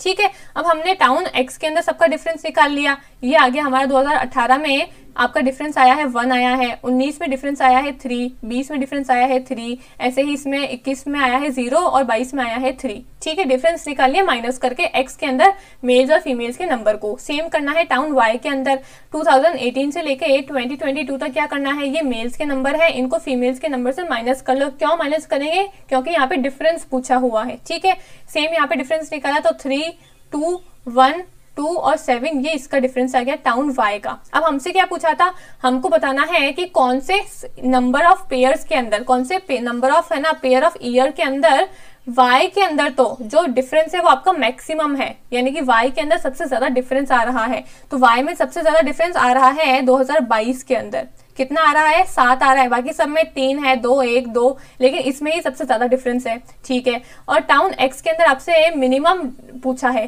ठीक है, मिनिमम डिफरेंस किस में आ रहा है, तो सबसे मिनिमम सबसे कम है आपका 2021 के अंदर, 0 है। ठीक है, तो ये कौन से साल के अंदर आया है, आपका x का है 2021 और y का है 2022, यानी कि 2022 और 2021 इसका करेक्ट आंसर हो जाएगा। ठीक है, बस आपको क्या करना था, डिफरेंस निकालना था, और आपसे पूछा था कि y के अंदर सबसे मैक्सिमम डिफरेंस किस में आ रहा है और x के अंदर सबसे मिनिमम डिफरेंस किस में आ रहा है। तो बस डिफरेंस निकाल लो, माइनस कर लो x और y को, टाउन y के अंदर और टाउन y के अंदर, टाउन x और टाउन y के अंदर मेल्स और फीमेल्स को माइनस कर लो। माइनस करने के बाद में जिसमें सबसे ज्यादा डिफरेंस है y के अंदर, वो नंबर बता दो भाई कौन से साल में सबसे ज्यादा डिफरेंस है, और x में किसमें सबसे कम डिफरेंस है वो नंबर बता दो साल का। तो 2021 और 2022 इसका सही आंसर हो जाएगा, ऑप्शन नंबर सी इसका करेक्ट आंसर है। ठीक है, नेक्स्ट क्वेश्चन पूछा है, what is the ratio of the average number of males in the town x to the average number of males in town y for the given period, यानी कि दी गई अवधि के लिए टाउन x में पुरुषों की औसत संख्या का टाउन y में पुरुषों की औसत संख्या से अनुपात क्या है वो हमको बताना है। अब हमको रेशियो बताना है किसका, हमको टाउन x में मेल्स का और टाउन y के अंदर मेल्स का क्या निकालना है, एवरेज निकालना है, और उसका हमको रेशियो बताना है। ठीक है, तो टाउन x में अगर आप मेल्स का नंबर का एवरेज निकालोगे तो टोटल सबसे पहले तो जितने भी आपके मेल्स दिए हुए हैं उसको प्लस कर लो। ठीक है, अब यहाँ पे सिर्फ आपका मेल्स का पूछा है, यानी कि सिर्फ और सिर्फ पुरुषों का पूछा है, तो टाउन x में सभी पुरुषों की जो भी संख्या दी हुई है उसको प्लस करो।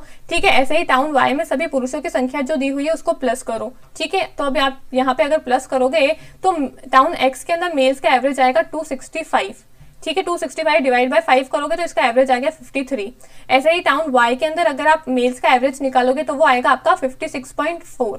ठीक है, अब हमको क्या निकालना है, इसका रेशियो बताना है, यानी कि रेशियो आपका 265 और 282 दिया हुआ है। ठीक है, 265 और 282, यानी कि ऑप्शन नंबर डी जो है वो इसका करेक्ट आंसर हो जाएगा।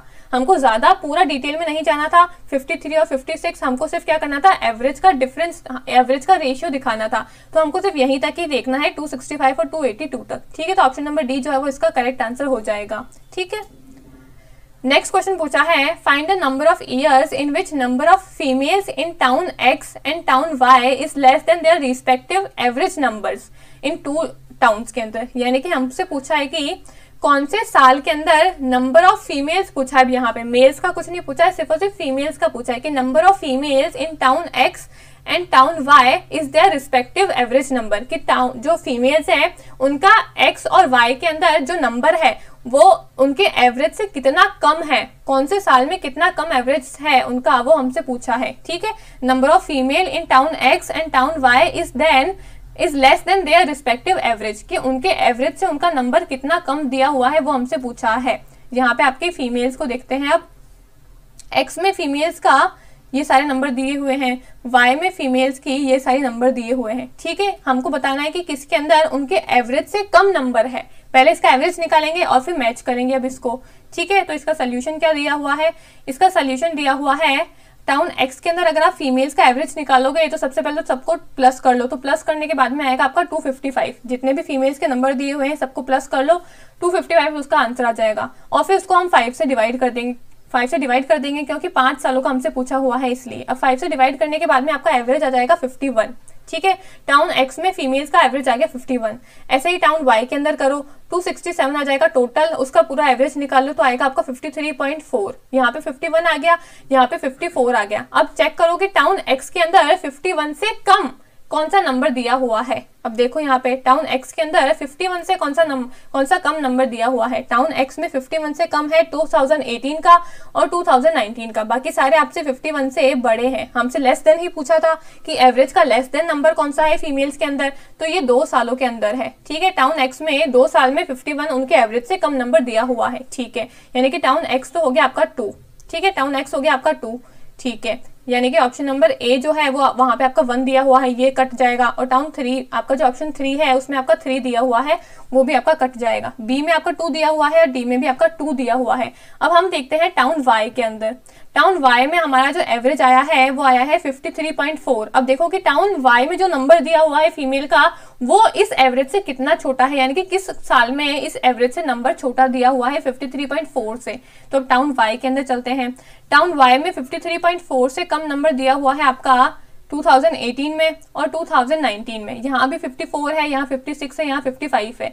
एवरेज से नंबर इन तीनों सालों में बड़ा है लेकिन इन दोनों के अंदर कम है, यानी कि एक्स में भी 2 साल में अपने एवरेज से नंबर कम है और वाई में भी, टाउन वाई में भी जो फीमेल्स का नंबर है वो उसके एवरेज से सिर्फ 2 साल है जिसके अंदर कम है, 2018 और 2020, 2018 और 2019। ठीक है, यानी कि दोनों के अंदर 2 इसका करेक्ट आंसर हो जाएगा। ऑप्शन नंबर बी जो है वो इसका करेक्ट आंसर हो जाएगा। ठीक है, नेक्स्ट क्वेश्चन पूछा है population of town X in 2018 and 2019 together approximately dash percentage of the population of town Y in 2021 and 2022 together. यानी कि हिंदी में क्या लिखा हुआ है, वर्ष 2018 और 2019 में शहर एक्स की सम्मिलित संख्या वर्ष 2021 और 22 में शहर वाई की सम्मिलित संख्या का लगभग कितना परसेंट है वो हमसे पूछा है। यानी कि हमसे पूछा है पॉपुलेशन ऑफ टाउन एक्स की जो पॉपुलेशन है, यानी कि यहाँ पे पूरी पॉपुलेशन की बात हुई है, आपकी मेल्स की भी बात हुई है और आपकी फीमेल्स की भी बात हुई है, दोनों की बात हुई है। ठीक है, कौन से साल में, 2018 और 2020 में टुगेदर यानी कि एक साथ में हमको लेकर आना है उनको। अप्रोक्सीमेटली कितना परसेंटेज है टाउन वाई का 2021 और 2022 की पॉपुलेशन के, ये हमको परसेंटेज बताना है। ठीक है, तो क्या करोगे आप, टाउन एक्स की पॉपुलेशन जो दी हुई है उसमें 2018 और 2019 का हमको क्या पूछा है, पूरी पॉपुलेशन का पूछा है, यानी कि मेल और फीमेल दोनों आ जाएंगे। तो दोनों को प्लस करोगे यहाँ पे 2018 में तो आपका आएगा 99। मेल और फीमेल को प्लस करा, जो नंबर दिया हुआ है वहां पे आपका 99 आ गया। वैसे ही 2019 का भी पूछा है हमसे, तो यहाँ पे मेल और फीमेल को प्लस करोगे, दोनों की पॉपुलेशन को प्लस करोगे तो आपका आ जाएगा 101। ठीक है, सेम करो आपके टाउन वाई के अंदर। टाउन वाई में भी 2018 2019 का पूरी पॉपुलेशन को टुगेदर पूछा था, यानी कि दोनों को प्लस करेंगे मेल और फीमेल को, तो आपका 2018 में आ जाएगा 114 और 2019 में आ जाएगा 117। सॉरी, ये 2021 और 22 है, यहाँ पे 18 19 गलत लिखा हुआ है।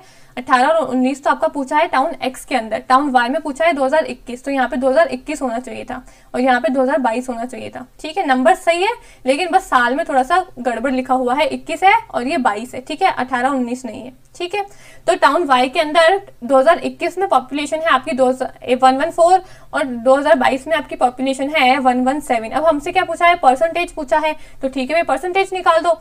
इन दोनों को प्लस करोगे तो आपका क्या आ जाएगा, 200 आ जाएगा। ठीक है, इन दोनों को प्लस करोगे तो आपका 231 आ जाएगा। अब कैसे परसेंटेज कैसे निकालते हैं, दोनों दिए हुए हैं उनको क्या कर लो, डिवाइड कर लो, इंटू कर लो 100 से, यानी कि 200 divide by 231 multiply by 100। Percentage ऐसे तो निकालते हैं ना, तो यहाँ पे आपका 86.66% आ जाएगा, यानी कि 86.6% इसका सही आंसर हो जाएगा। ए ऑप्शन जो है वो इसका करेक्ट आंसर हो जाएगा, ऑप्शन नंबर ए जो है वो इसका करेक्ट आंसर हो जाएगा। ठीक है, परसेंटेज निकालनी थी और कुछ नहीं करना था। ठीक है, तो ये थी हमारी आज की क्लास, ये था हमारा पूरा एक्सप्लेनेशन, जो भी मैंने आपको टेस्ट दिया था पूरा एक्सप्लेनेशन ये वीडियो थी उसकी। आई होप आपको वीडियो अच्छी लगी होगी, सभी क्वेश्चन समझ में आए होंगे। कोई क्वेश्चन अगर आपको नहीं समझ में आता तो आप मुझसे कमेंट करके पूछ सकते हो। ठीक है, थैंक यू।